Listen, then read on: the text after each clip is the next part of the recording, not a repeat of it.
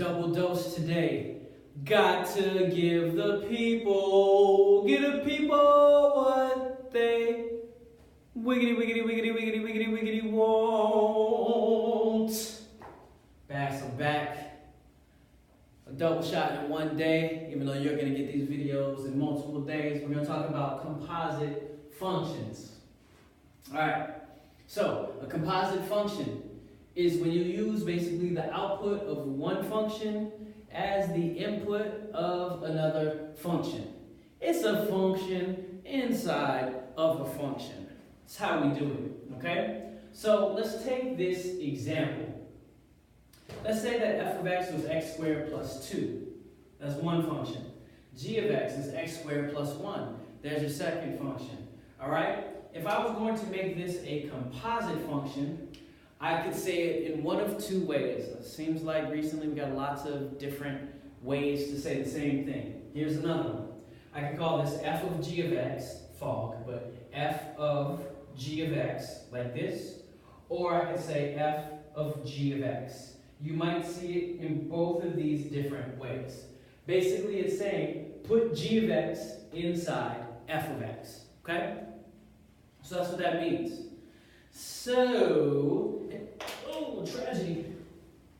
If I was going to find f of g of x, I'm going to start by writing f of x. So f of x was x squared, but I'm going to leave the x squared plus 2, right?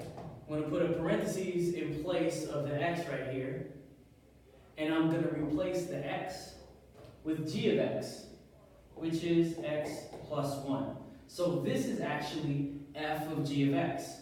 I put g of x inside of f of x, okay? So that's what that looks like. Pretty simple idea, I think. All right, so let me have you try one here. I'm gonna try one here. I'm gonna have you show me g of, actually let me write it this way. Why don't you show me g of f of x? Guess I don't need this parentheses. Why don't you write down what you think that will be right now? So pause it and write down what you think that's going to be. Cool, you did that because you're on top of the game. So you're saying, okay, I got to put f of x inside g of x. So I'm going to start by writing the g of x, which is something plus 1. Right, I put a parentheses where I see x. And now I'm going to put f of x inside there. So be x squared plus 2 plus 1. Did I get that right? Yes, I did. There's my f of x that lives right inside there. So there's my composite function of g of f of x. Here's my composite function of f of g of x. All right? So you can see how those two build off of each other. There is one more thing that I want to show you with this. And unfortunately, you're going to have to watch me write it because I'm not splicing two videos together for this because it's just not necessary. And it's more work than I really need to do. All right.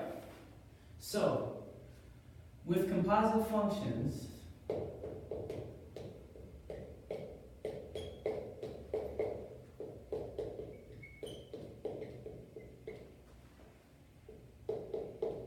you can also evaluate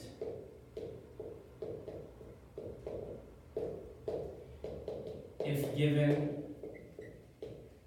an input. Okay? So if you have these composite functions, you can also evaluate them.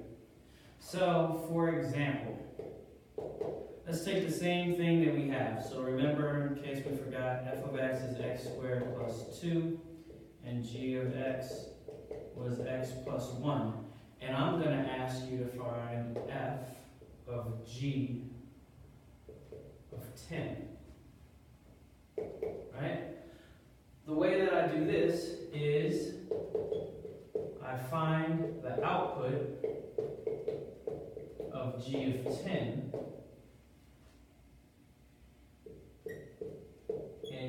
that as the input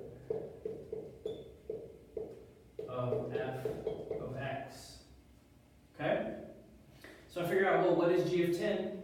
And I put that into f of x. Alright?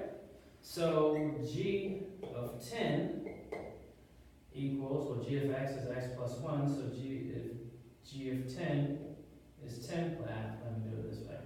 So g of 10, if g of x is x plus 1, g of 10 is 10 plus 1, which is 11, right? So I take this 11, and I put it in f of x. So if f of x is x squared plus 2, f of now 11, right, is 11 squared plus 2, which is 121 plus 2, which is 123.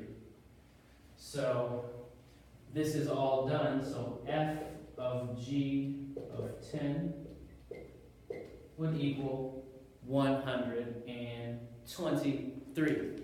So this is some stuff you're going to need to know for our next class. I think you guys will be okay with that. That's it. Bass, I'm out again. Deuces.